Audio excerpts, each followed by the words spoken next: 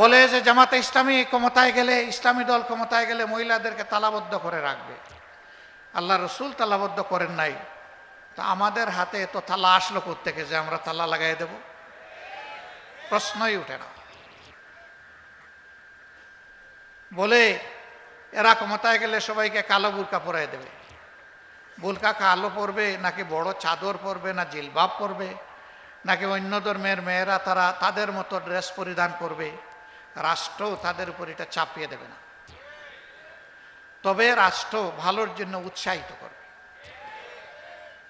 তারা উৎসাহিত হয়ে, আমরা বিশ্বাস করি গর্বের সাথে সকলেই নিজের ইজ্জত, নিজের সম্মানকে আরো উপরে তুলে ধরার জন্য তারা ইনশাল্লাহ গর্বের ইজ্জতের পোশাক পরিধান করবেন ইনশাল্লাহ।